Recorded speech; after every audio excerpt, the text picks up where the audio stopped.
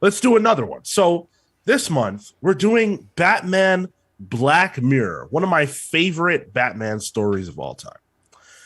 This is, of course, by Scott Snyder. This was his first at bat with the Batman. Every time. Every time. It's not on purpose. Sure. One day they might strike out.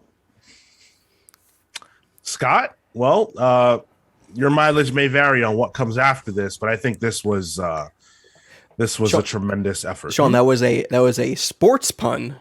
Yeah. I know this is a I comic struck book out on that one. podcast. But yeah, you did, Cal. Sorry. No, I got it. I just, some people feel like he did strike out, but not to me. Jock on one side of the art, on one half of the story, and then Francesco Francavilla on the other half. David Barron did the colors. Francesco colored himself. Just like James Gordon Jr. in this story, Jared K. Fletcher and Sal Cipriano did the letters for those respective stories. Fun little bit of trivia. This story actually was published between January and October of 2011, which is a longer publishing period than I recall. Ago. Yeah, a long time ago. Fun little bit of trivia. This was actually the last Batman story before the New 52. Mm-hmm. Yeah. Which I thought was interesting. I believe this is Dick's last Batman story, right? Yeah. Wouldn't this be? Yeah. Mm-hmm. Yeah. Did he make appearances because Incorporated kept going a little bit into New 52, right? Sure did. Did he make appearances there? Not as Batman. Yeah. He was, when New 52 came around, he was Nightwing again. Mm-hmm. And they didn't Kyle bring Higgins on Batman that Inc. Oh, good run, honestly. Good run. Good stuff. Red suit. Yeah. I wasn't a fan. Yeah. So this is I'm really interested to hear what you guys think about this story. I haven't read it prior to now, maybe like 5 years or something like that. Oh, okay. So no, Yeah. Of course I read The way it. you worded that was very strange. It's my favorite story. I've never read it, but I love the story so much. Well, I was just so impressed, reading it for the first time. But before we get into the meat of this, I do want to let you guys know how you can find and support the show all over the place. If you are new here, make sure you leave us a subscribe, a follow, a rating, review. Wherever you're listening to us, there's a way to help and support. Listen to our main show, The Comics Pals, which goes live on twitch.tv/The Comics Pals every single Saturday at 10 in the morning Eastern. You can hang out with us for our main show over there, or you can listen to it on Mondays when it drops on every other podcast hosting platform, including YouTube, youtube.com/The Comics Pals. Subscribe, like the video, share it with your friends. All that stuff's free to do. All of that applies to our Wednesday show, Pals Polls, which is at 6 p.m. Eastern, live on Twitch. We review that week's comics on that show, and it's always full spoilers, so if you've read them, come hang out with us.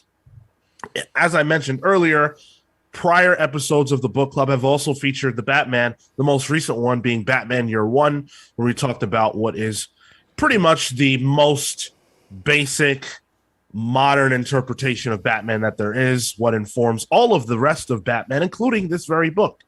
And that's actually something that I really want to talk about too, is how this story feels like almost like a soft sequel. Like it's like right on that same track as Year One. Something that really excited me coming back to this after reading Year One. I see your face, Kill. I will break it down. Don't worry. I'm very interested. So first things first, all of you have read this before, right? Yeah. Okay. I have the issues. Yeah, I have the Joker cover. Yeah. I have them, but I broke out the nice hardcover. We have the same one, did. I think. Oh, you have the Nice. hardcover. Okay, I'm. Okay. No. You're hard. Yeah. I'm soft. TPP team. Wow. So we're all initiated. So we'll skip the preamble. We're just going to talk about it. So as we said, this is Dick Grayson as Batman. Huge fundamental difference between Bruce as Batman versus Dick. Grant told a lot of Dick Grayson as Batman stories within the pages of their run of Batman. I'm sorry. Batman and And Robin. that was yeah. Batman and Robin, which was a ton of fun. That was bombastic and exciting, and it was a completely different flavor than this. Here, it very much felt like Scott said, I want to take the trappings of Batman, what would be a traditional Batman story, but I want to turn it on its head by putting Dick Grayson in that role and sort of see how he deals with that. And as an aside, we're gonna dive into that in a moment, how you guys felt about Dick Grayson in a traditional Batman story. But as an aside, one interesting thing to note is that during Scott's class, he often talks about on Substack, by the way, he often talks about how he tries to inject himself and use his real life fears to incorporate them into his stories. And so reading this, it was like, oh, so he's Dick Grayson. He's the new kid on the block. He's, jumping into Batman for the first time, and Batman or Gotham is shifting around him, and he's scared of what he has to deal with now. The new villains that he has to deal with, they're chumps, but he comes across the Joker, and that's where he wishes he was, the real Batman. That's where he wishes he was Grant or, whoever. So I thought that was an interesting kind of like look at the story. Now, is it that, or is he Jim Gordon, and he's worried his son is a serial killer? I thought about that too. Based on his so previous to this, he would have written American Vampire and Severed, I believe, was the other one, if my memory serves me correctly there. So as a horror writer, really. Yeah. Yep. So taking those trappings into this, very interesting. But yeah, I hope that the father-son relationship between Jim and James is not autobiographical. Well, his son would have been, a baby probably at that time. So he was thinking like, oh God, I'm worried if my son becomes a serial killer. Don't we all worry about that though when thinking about like future kids? Right? He was worried somebody was dosing his formula, probably his wife. Okay. Very dark. But what did you guys think about, Dick Grayson inhabiting the role of Batman in a real Batman story, a dark, brooding a story other than, Dick's part in it? You mentioned that the story is dark and brooding, which it is. It is. But it is Dick is the one part of it that isn't. And I think that's the part that really sticks out to me. Batman and Robin by Grant Morrison and Frank Whiteley is probably top 5 comics of all time for me. I love very good. that run. Just like Professor Pig, Flamingo. It gets really weird. It's not even that long either, but it's really good. But this was Detective Comics. So I think there was a Batman book on the stands, but it was like traditional superhero stuff that I think was Bruce at the time this detective was coming out. So this is where you got Dick in Gotham being Batman in Gotham. You laugh at the word Dick. You're going to be laughing a lot if we're going to be. I'm a mature adult. I would never. Richard Grayson. There you go. No, so seeing the way, like, how do you deal with essentially Nightwing? And he's a much more light and brings much more levity to situations. How do you translate that to a dark and gritty book that is drawn by two people who I don't really associate with levity, Jock and Francavilla? But there is a way they pull it off. It helps that Dick, I think, has a lot of internal monologuing, which it's a Batman book. Of fucking course it's going to happen. Yeah. But it's really, it's much more personal than Bruce is. And he's talking about his relationships with other people, and the narration is much more human compared to what a Bruce Detective Comics comic would be. So I think that really helps it. But also the way he's drawn and the way he kind of flows through the air, I think, is really important too. It's much more acrobatic, which makes sense for Dick Grayson. But it is weird because he is the shining light that's in this really fucked up story. Yeah. And I think that was a really good storytelling device to really separate him from Bruce, especially at a time where Bruce was already back at this point. Where Batman and Robin, it was really just him. He was the only Batman at the time. So this puts him in a weird place. Like, where does he really belong? Is he really Batman at this point? So kind of solidifying that was really interesting for me. I like that that wasn't a central piece of it though, like his whole identity. He felt very at home being with being Batman and being able to carry on a legacy, being able to carry on sort of the role. And I think to your point, Tyler, he's a counterpoint to the story because he stands out in the midst of all the mire and the darkness, and he is that ray of light that he inherently believes in that Gotham can be. Right, Gotham has its shining moments in the people, and he is one of those people that exemplifies that, and it's showcased throughout the story. It's the whole antithesis to James, right? James is the evil, the same way that at the beginning the cult is the evil of Gotham, and only that is the advanced part of whatever it was of humans.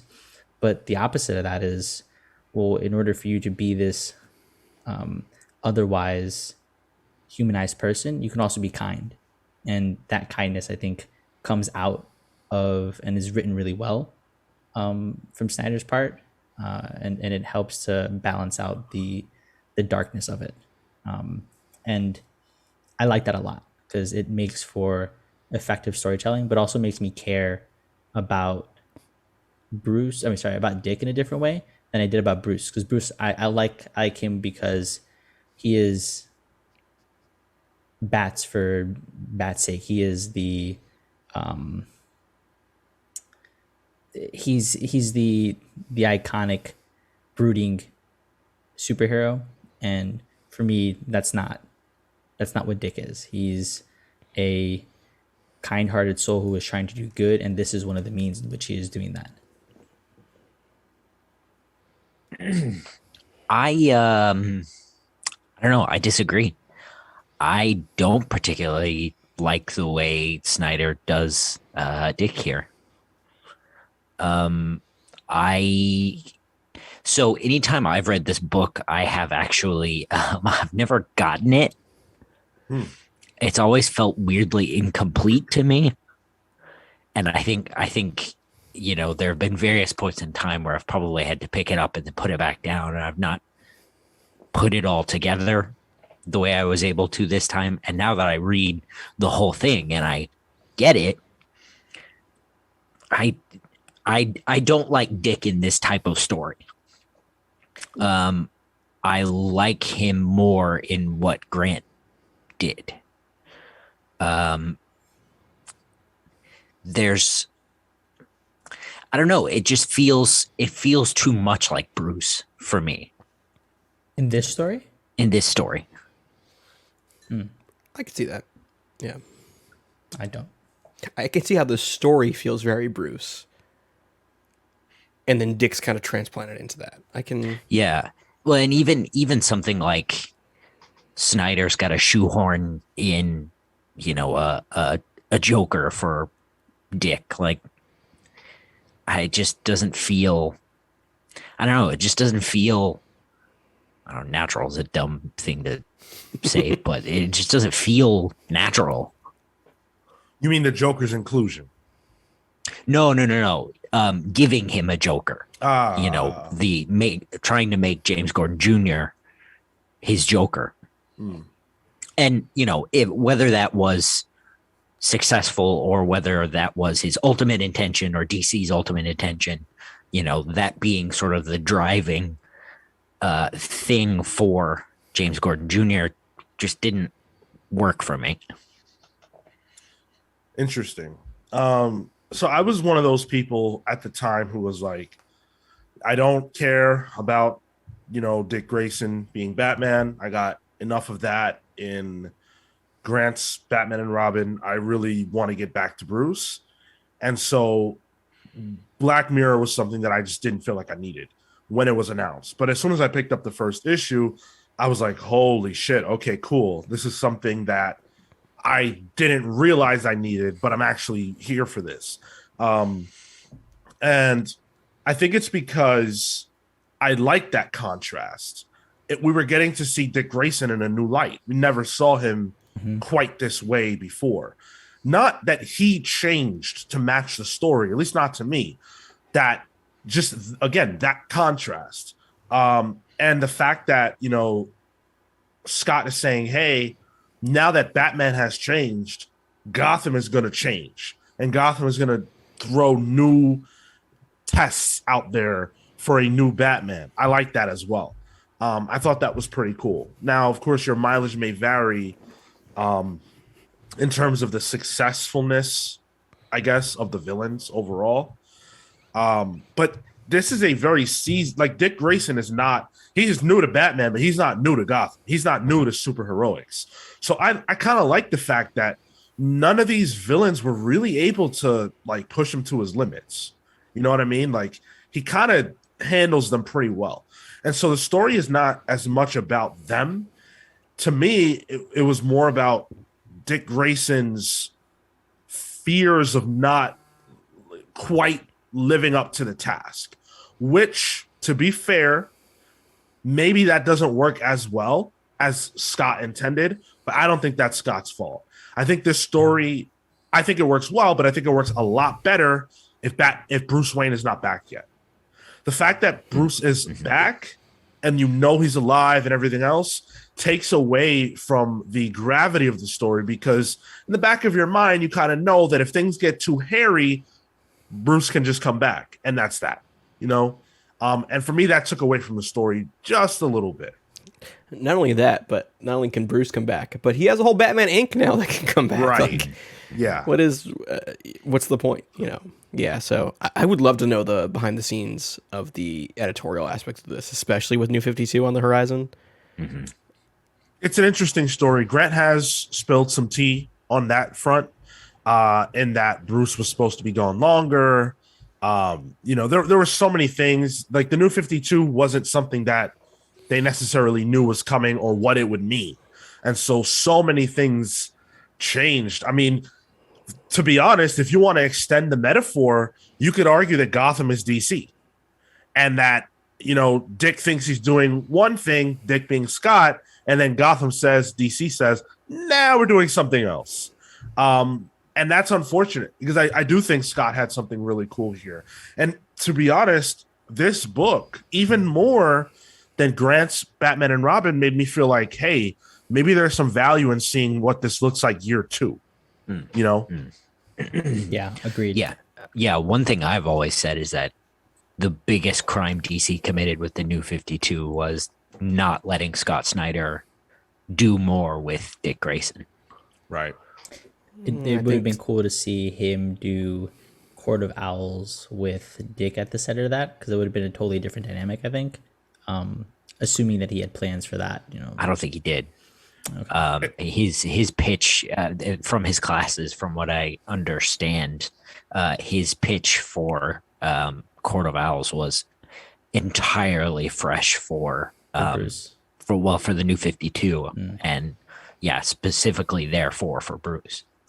Even though Kale's correct, but you know, Dick Grayson has a big part to play in that whole Court of Owls storyline also. So really interesting stuff there. And then it's kind of funny because the like creepy dealer and all of that that Dick deals with is almost like a proto Court of Owls / Black Glove, which I thought was kind of interesting. Sean, you said something interesting about the way that Gotham was sort of putting forth villains for Dick, and I think that's a theme that Scott has played with even in the New 52, where he makes it like this living, breathing thing where if Bruce is out of the picture, right, some other sort of amalgamation of darkness, a baddie, whatever it is, will come forth out of the grime of the city to do something. And I think that's something that I've always enjoyed about Scott and writing things in Gotham, is that he makes the city feel so lived in and so much of a integral part of the people who exist there. Because again, his central message is, even if Gotham is this shit place to live in, the people who are there are fighting for survival. They're fighters, and they will make themselves find some way to get by. Obviously, whatever crime and stuff excluded from that, but it challenges people, and it brings things out of people, and in this case, out of Gotham comes a challenge for Bruce in the way that these villains come out. Yeah, I have something on that. That Well, wanna, I mean, yeah. that theme of Gotham being evil at its foundation started, I even think, in Gates of Gotham, which Snyder wrote, which almost becomes a little way too literal towards his end of his Batman run and into the metal stuff, where I think there's literal metal or stone that is evil that Gotham is built upon. Might have jumped the shark or killer whale in a way. Oh, that. Yeah. But yeah, that's just a central theme that's throughout his whole, that we see kind of the breadcrumbs of here. But that follows him throughout his entire Bat run, really. Yeah. Just briefly going back to Dick Grayson.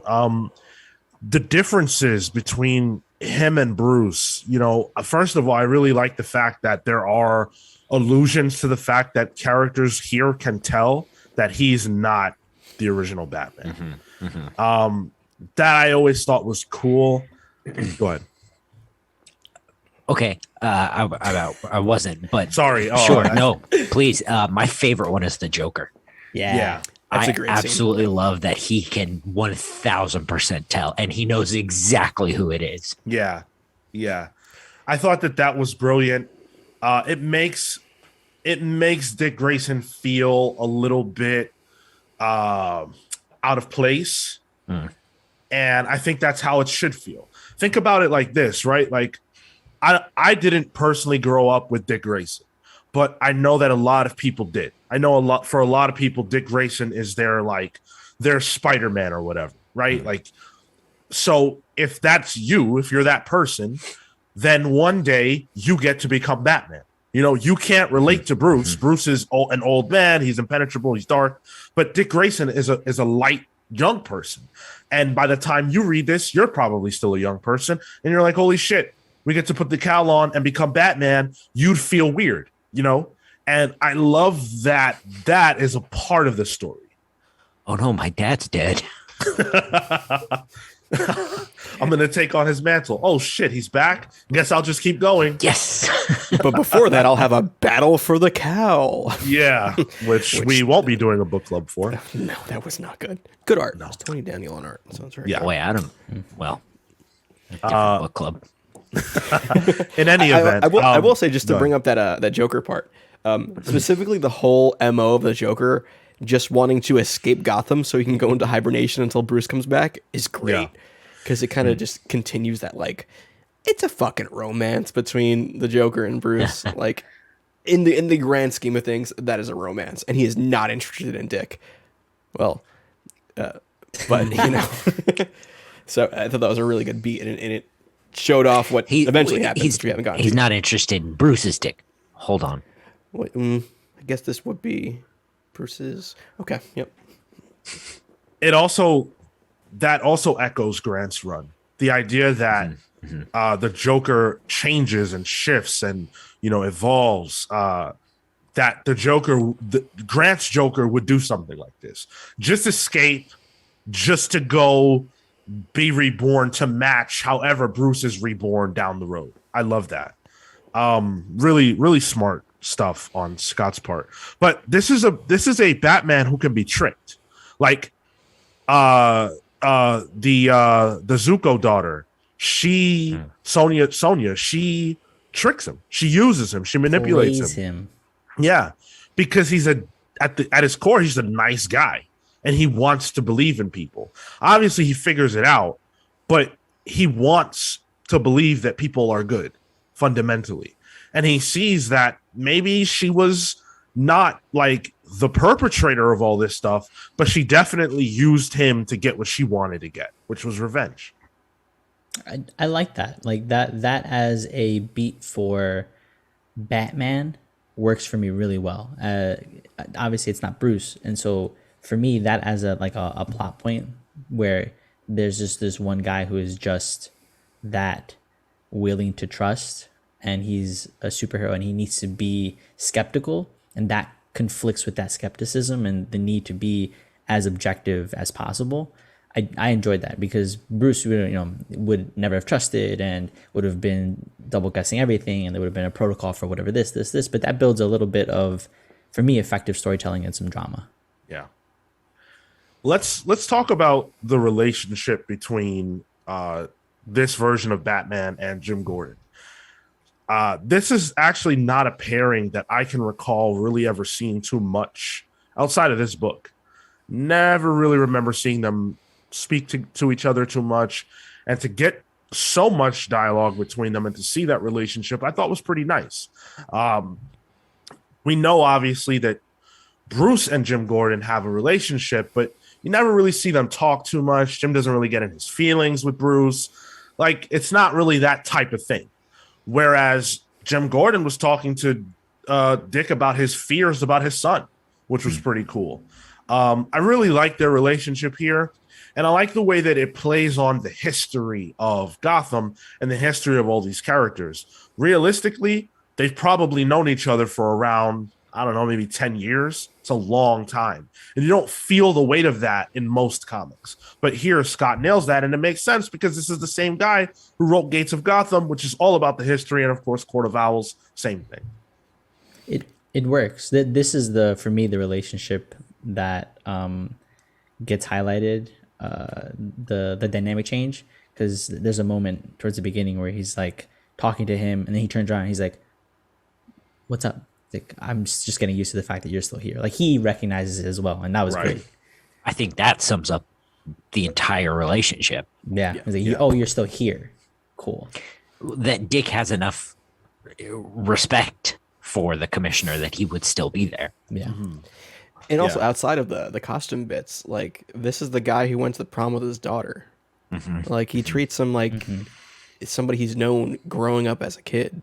So there is that personal connection that we don't really get with Bruce until it's like the stories where Gordon knows he's Batman and that kind of veil is brought down. But like most of the time, those are different interactions between Bruce and Gordon and Batman and Gordon. Where here they're almost very similar. Like, in a way, Jim Gordon is a pseudo father figure to Nightwing, and that's where I'm like, I kind of wish Bruce was gone here too, because that would increase that kind of dynamic there. But yeah, I thought it's really good, and the fact that Barbara's kind of still in this as well kind of lends like another wrinkle to it. Yeah, just having those one-on-one conversations where they're in the forensics lab, where they're doing detective shit, which we get, but they're also just being human to each other, which, like, even when Bruce is Bruce, he's not fucking human. Like, he's just he's doing it. It's a mask, it's not really him. So seeing, just an actual person communicate with another person, it was kind of, I don't want to say heartwarming, but like, I can't think of a better word for it in the book where people are maimed. So it's a comparison. Of course, these are characters that you would probably see in a Bruce-led Batman story, but it's always that twist. It's Gotham turning underneath to see different kinds of relationships. And so, yeah, Jim, Babs, they'd always be there. Even Tim, they'd always be around. Joker, but it's the way that those interactions are different now that there's someone else under the cowl that makes this story so interesting. Of course, one can make the argument that it relies on that too heavily. But I think because of the fact that Scott didn't have that much time to tell stories with Dick Grayson, that's acceptable. If we got to a year or two and it was still kind of like, okay, the villains are but the relationships are strong and the story relies generally on the differences between Dick and Bruce, that might not be interesting anymore. But for one story here in these 10 issues, I think that's fine. And I also think for a character like Dick Grayson, who has literally grown up with the entirety of the DCU, like, relationships are his thing. Mm-hmm. Yeah, totally. Let's talk about the villains. We've alluded to that to some degree. We've alluded to the fact that Gotham spit out new villains for Dick Grayson to have to contend with. So I've always felt like the villains were not that strong. Like, I like James Gordon Jr. a lot. We'll talk about him last. But the other ones, like the Roadrunner and the Dealer and stuff like that, Meep. they're all right. they're all right. I don't know if they really like say anything in particular about Dick, the way that Bruce's villains are often black mirrors of him to some degree, or representative of an aspect of his personality. I don't think that these villains really do that. I think the closest is probably the Dealer, because he has his monologue about evil being the epitome of humanity or whatever, and Right. that evil makes humanity the apex species or whatever. But Dick fundamentally as a person is good, and he wouldn't stand for that even for a second. But I also expected so much more from the Dealer. Yeah.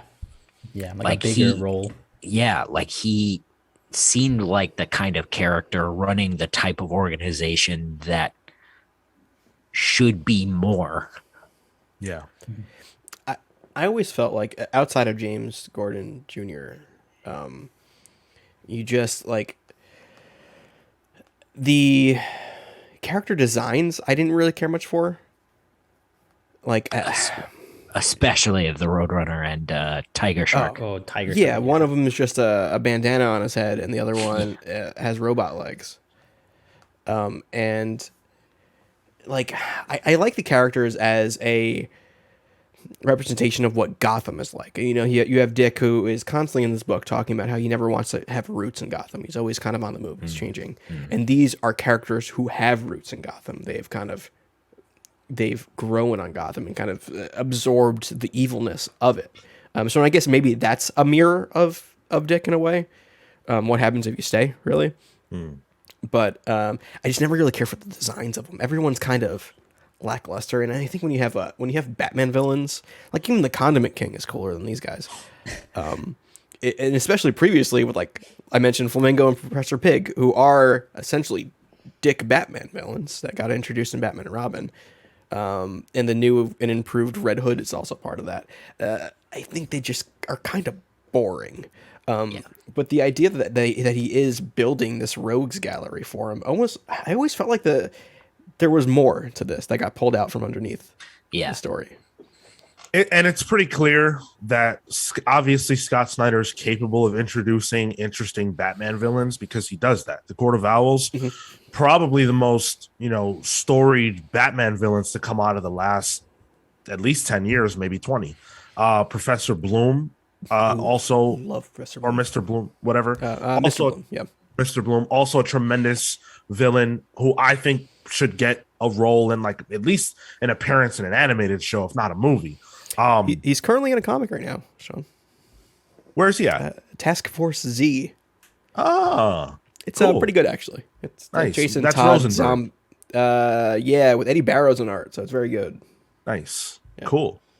So yeah, we know that Scott can do it. I just think here that was probably not really his mission statement. I wonder how much he knew about what his future was as it relates to getting the big job down the road, and what he might have been saving, what he might have, something like that. Especially the Sonya Zuko stuff. Like, that felt like it was seeding something that we never get. Yeah. Yeah. So I think that was like the I biggest. think we got it recently, or fairly recently, in Nightwing. Current Nightwing. Yeah. Oh, that's Is she- interesting. I thought she was Joe Chill's daughter or something like that. I think she's someone else's daughter. I don't remember. No, she was the one of the boss guy's daughters. I'm forgetting his name. He's one of the big villains in like the first arc and a half. It's not her, but it is the same kind of idea. Yeah, I just looked Yeah. her up. It's not the same character, but yeah. Yeah, I liked Sonya a lot. But again, like, I wanted more. We all of the villains, we don't really get too much of them, and I thought she was the one who had the most potential to lead to something. Again, if we had a year or two, I think that's something that probably develops a lot more. But it is what it is. Let's talk about James Gordon Jr. though.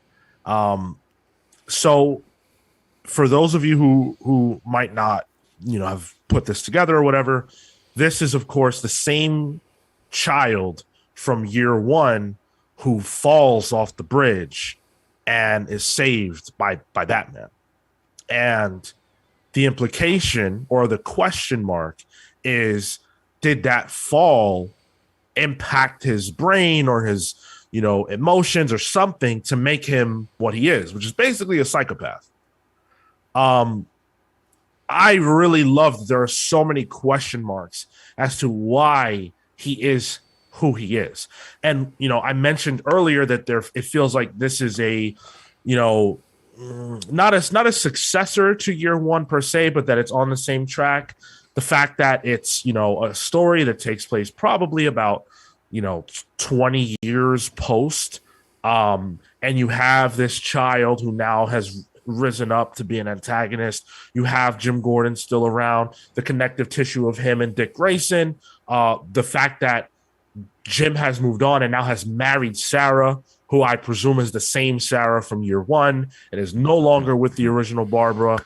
All that stuff just felt like, Scott very much saying, hey, this belongs in that same line, which I really enjoy. And again, it shows how I have a theory about Gotham that might not be Scott's, and it might not be anybody's. But to me, Gotham has like a magnetic pull, and it pulls people in that it needs. And all the characters who are the main players in this story as it relates to Bruce or Dick and his supporting cast and James are transplants. They're not from Gotham, right? They were pulled into Gotham by Gotham, in my mind. And they have a part to play. And I feel that even Bruce, who's not a transplant, he's a child of Gotham, but something horrific happened in Gotham that creates Batman, Gotham's greatest protector.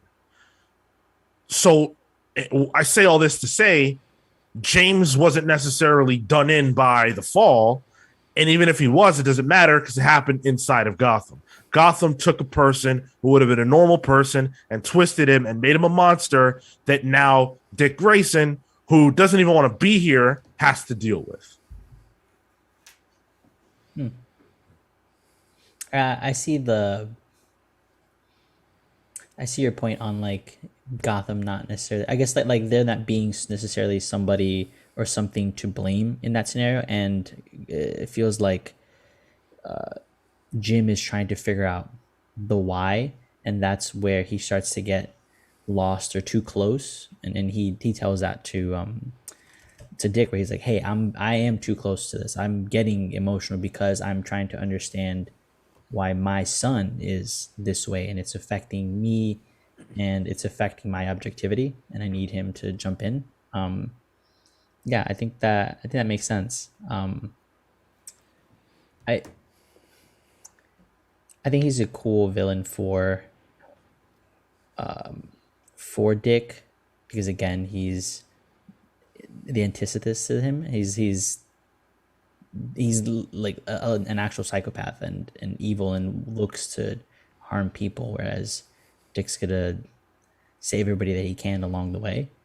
And I think some of that starts to bleed into Jim, especially at the end where he saves him from the fall. And I think that's another good callback, is this time it's not Batman, right? This time it is his father. It is him who is not giving up and pulling him back up even after shooting him in the leg, right? Like he's not giving up. He's not abandoning him. He's not letting him fall down even further than where he is.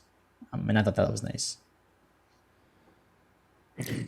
It is nice how Jim Gordon gets to essentially be the hero of this. I assume we're going to be talking about Jim Gordon because he's essentially the second billing on this whole run. Just like year one.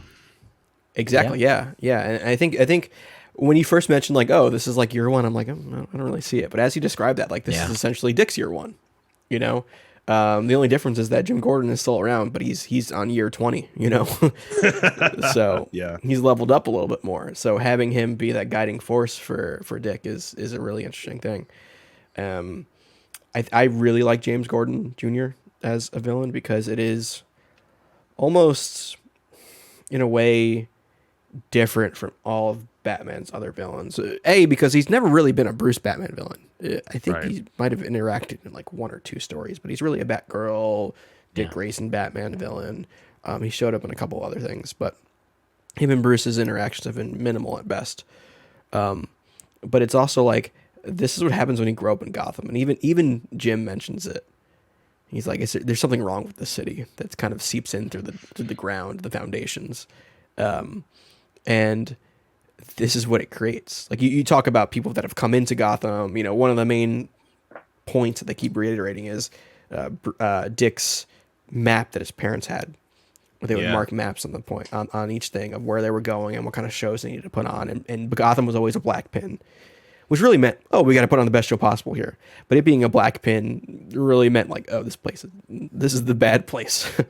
And seeing that guy who kind of comes into Gotham as the hero and the savior, and the counterpoint being the one who really grew up there and was formed by it, being a much less flashy psychopath, is the exact opposite. Interesting. Right. Yeah, Dick comes into Gotham Yeah. and becomes Robin, and then there and has his whole history. But James leaves Gotham and is from Gotham.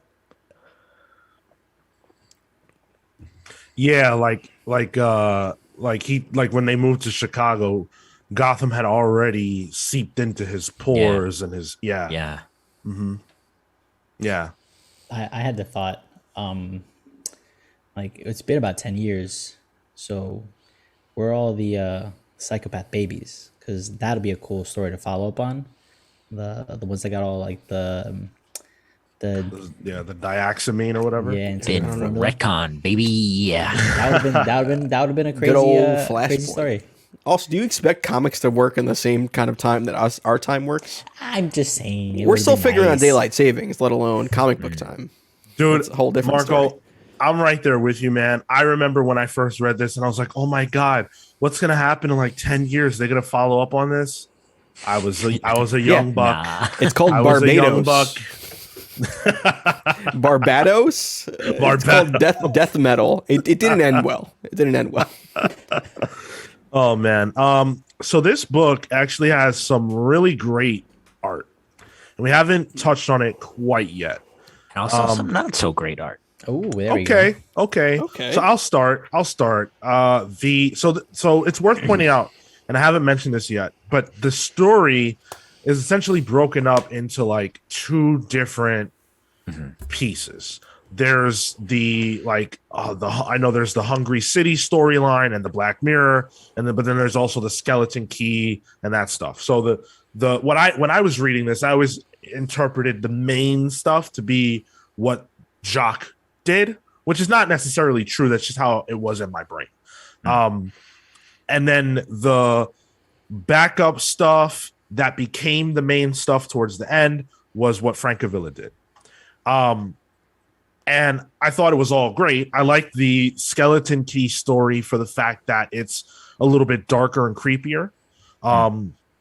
Francavilla's art is very much more moody, I thought, and again, darker, and it fit the tone of those stories. That's where we follow more the James Gordon, creep griminess of it.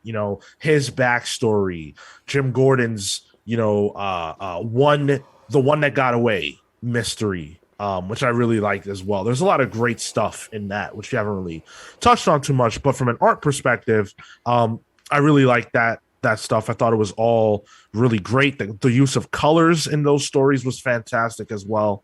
Just a lot of reds there, which makes sense because most of that stuff deals with a family of redheads, but reds all over.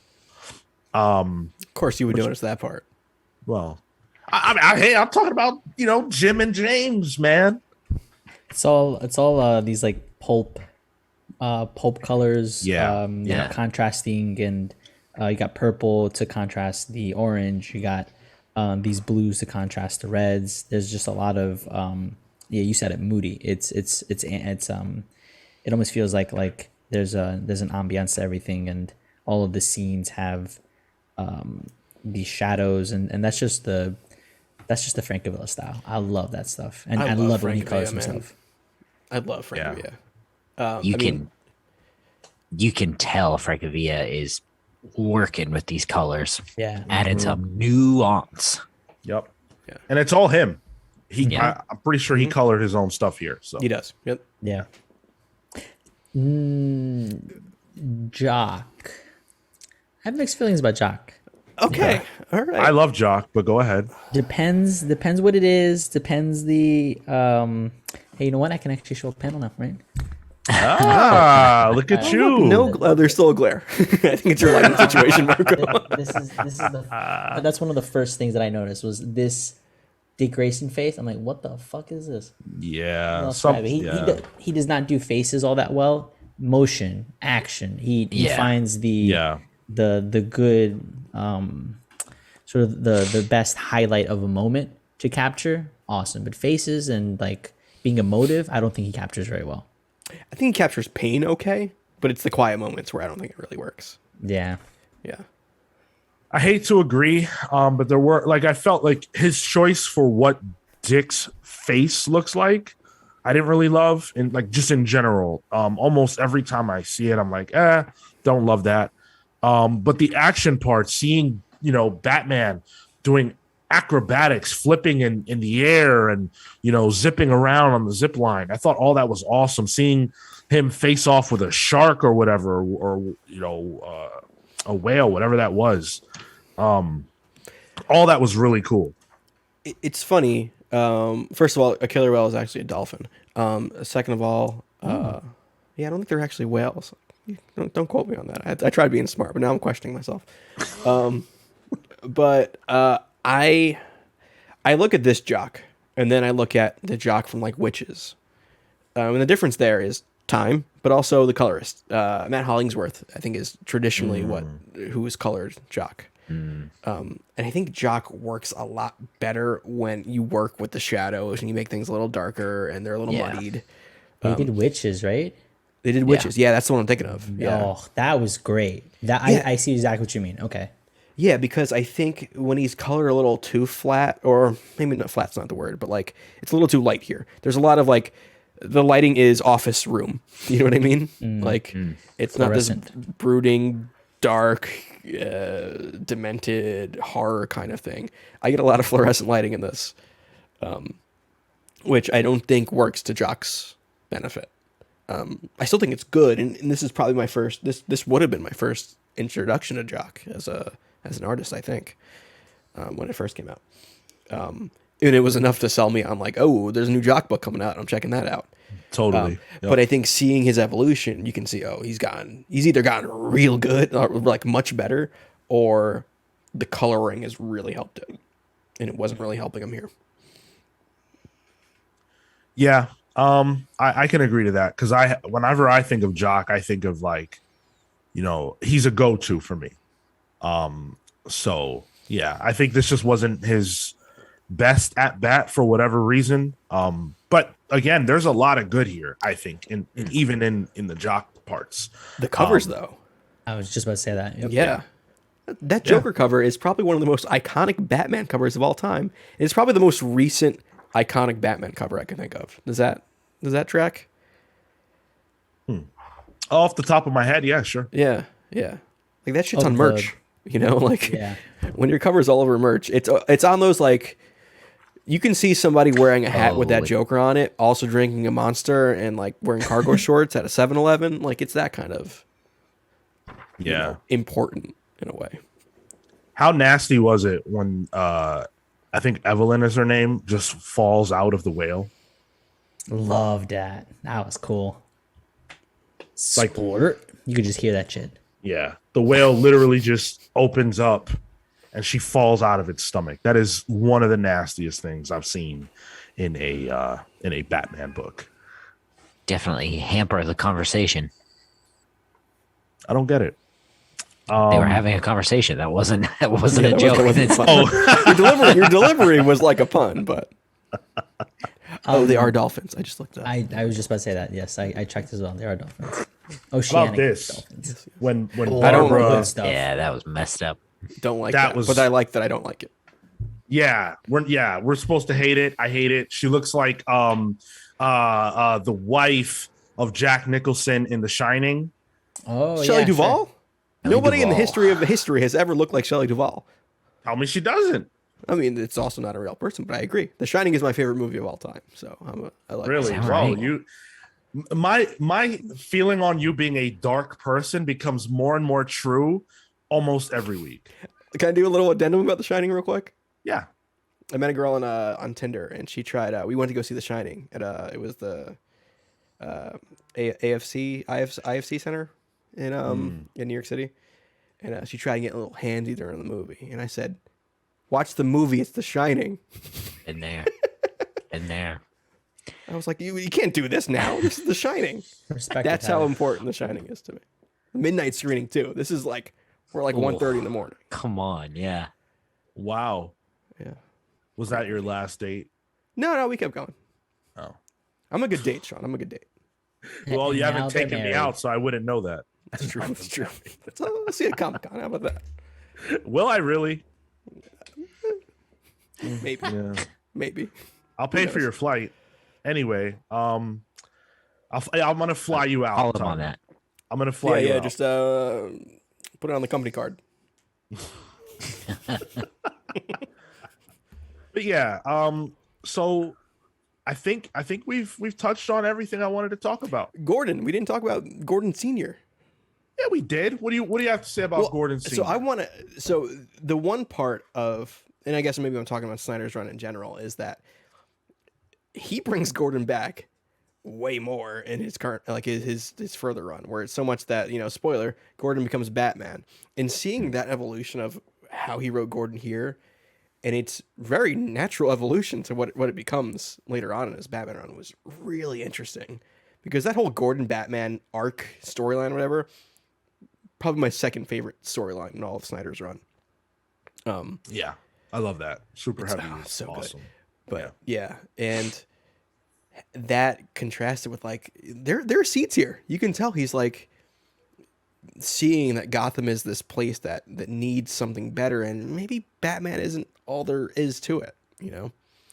And becoming Batman is eventually what happens. But yeah, I love Gordon so much. I dropped yeah. that. I dropped New 52 Really? just as Super Heavy came out, Oh, dude. and I regretted it because I had the book and never read it. I just had it, and I was like, nah, I get it, and I never went back. I think a lot of people gave up on Scott Snyder's Batman around that same time, and I think every single one of them made a mistake. Yeah, I screwed up. Everybody is that I've met. That's when the that just Joker told me stuff that. gets real good too. My Like Death of single the Family. Death of the Family is not good. I think everything else around it's really good. my single favorite issue of Batman is in Scott Snyder's run, which I did not think I would say at the start of it. Which one? But I think that run was 52 issues long. Whatever it was, it's the issue before the last issue. Okay, is that like with the rebirth stuff and Bruce is Yeah, forgetting? yeah. Okay, yeah. I I own thought every it issue. was- It's one of the few ones I have the entire run of. So I would love to do. I don't know how we would do it, but I would love to do that for a book club one day. oh Next yeah, month? just read 52 Whole issues. thing. Yeah. Saga again. Let's just do that again. I'm not shying away from it. I want a reason to read it again. So Dude, the Snyder Batman Omnibus. Oof, it's very nice. They have this glossy get that. slipcase on it. It's nice. It's good stuff. I did want to add a little bit more since you brought up Jim. This version of Jim Gordon very much feels like 20 years have passed since year one, and he still feels pain and regret for all the bad things that happened during that, including what he did wrong. The Sarah aspects, not being able to save his son, all of that feels like it still haunts him. And I love the fact that we have a writer in Scott Snyder who doesn't let that go, whereas in Grant's run, Gordon's there, but Gordon's not really that relevant. Like, he's fine, but he's more like in the very early issues to showcase like, oh no, the Joker's nuts. Whereas here he's a real character, and I think writers often forget about Jim, and it's like, no, Jim is the hero that Gotham deserves. Batman's the hero Gotham needs, but I think Jim is the hero Gotham deserves. And I really like the fact that he has a full arc where he often doesn't. Barbara though, I was about to say she's less served, but then I thought about how she stabbed her brother in the eye, and I was like, actually, yeah, that was pretty how cool. does he eat that? Because he's psychotic. What, he just like, they're like, oh, you stabbed my empathy part, didn't exist in the first place. Gave I'm him okay. gamer rage. That's it. Oh, that's true. He's got real incel gamer rage. I get it. Yeah, Oh man, I can see it. But the whole fact that he stabbed Barbara in both of her paralyzed legs, and she can't feel it, and that reveal, like I forgot that reveal happens, yeah, and then when I read it again, I was like, oh fuck. that's awful. Yeah. And that she would bleed out and die if she pulled them out, even if she didn't feel it. Yeah, Like it she would doesn't just die. Yeah. And so she fucking ol- does. Good old sibling rivalries. Kids will be kids. And Scott does such a great job of showcasing James as a really creepy guy all throughout. Whether before you know that he's a murderer, he's a creep, and you almost feel bad. I know. Well, I'll speak for myself. I felt bad for him. Like, damn, maybe he's autistic. You know, I don't know what is necessarily going on as the story unfolds. I don't mean that as a I know what you denigration. meant. I I know just what you mean meant. like, you know, I felt for him. Like, damn, he doesn't know how to appeal to people, but he's just trying to live, and people always shit on him, and it's not fair. Specifically the parts where like he tries to joke and it doesn't come out right. Right. And I'm like, I've dealt with that person before, you know? Sure. Like that's a person that this villain feels like an actual person I've come into contact with.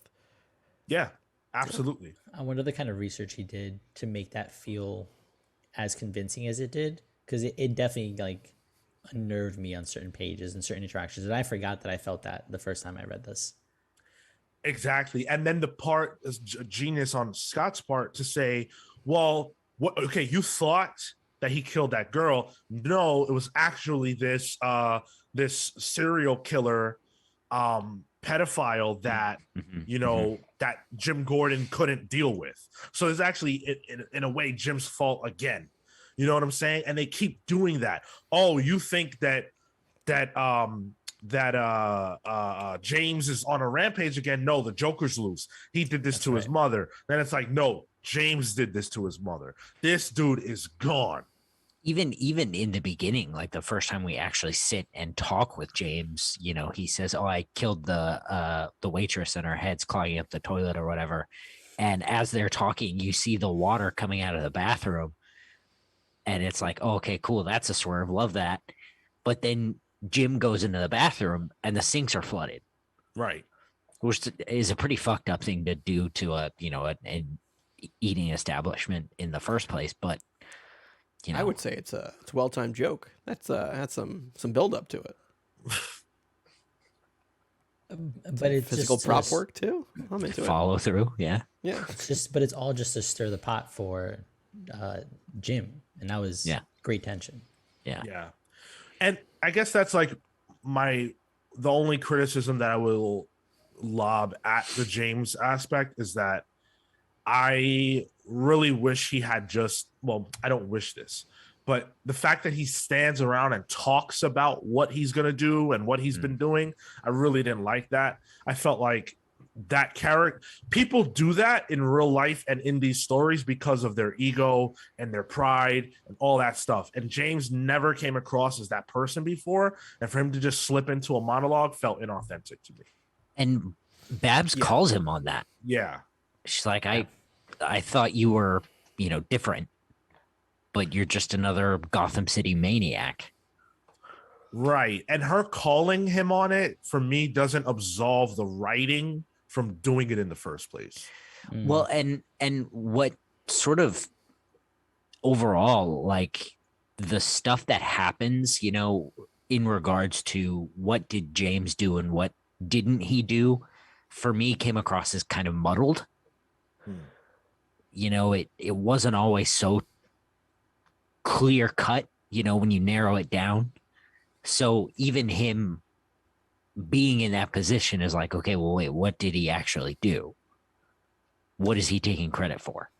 Well, he starts to list off all the people that he's like offed, right? Like, what do you mean? They also like find out like all the places he's been. There's been murders, and all the keys that he has are like digital keys, and there's been murders to those houses. But I do see Kale. I am confused about the best thing, because didn't the guy previously admit to the killing of her? No, Like a couple issues earlier. Okay. no, he says that he did go and he was gonna kill James, but he was so horrified by James that he did nothing. Okay. Oh, right. So the implication is he did kill her then. Yeah, because he still Yeah. has the keys. Yep. Yeah. I would like to see James come back. He's come back. I'd like to see Yeah. James in the next Batman movie. Jeffrey Wright having to Against deal with that could be who? fun. What happened? What kill? Against who? GCPD HBO series. Ooh, wait a minute. I like that better. I got you. Wow, that's crazy. Wait. That's Gordon's A Batgirl. plot there. Let's Lost not. We have Brendan Fraser as Firefly in that. I don't think it's gonna really mesh. Those tones are a little different. They don't have to be. They don't have to be. No, you're right. They don't have to be. Well, thank you guys so much for listening to our conversation about Batman Black Mirror. This is a book that I'm really glad we read it again, because I just haven't gone back to it in a while. I haven't had a reason to. But for me, it lived up to what I think about it when I think about it. Scott Snyder obviously would go on to do great things with Batman down the road, but this is sort of his foundation. And I love his take on Gotham and everybody who inhabits it. So let us know your thoughts about this run, if you have read it, or your thoughts about our conversation on the run. There are plenty of ways for you to get in contact with us. Anywhere you listen to this right now, there's a comment section where you can leave us a comment, or you can write to us at thecomicspals@gmail.com. If you're on YouTube, youtube.com/thecomicspals, make sure that you leave us a like, share this video with your friends, drop us a comment, and most importantly, subscribe to our channel for more content like this. If you enjoyed it, of course, twitch.tv/thecomicspals every single Saturday. What, Tyler? If they didn't like it, you know, I don't. No, I'm confused. I'm looking at like because I bought this when it first came out and I never read it since until now. But I'm reading. I'm like, this thing was $16.99 back then.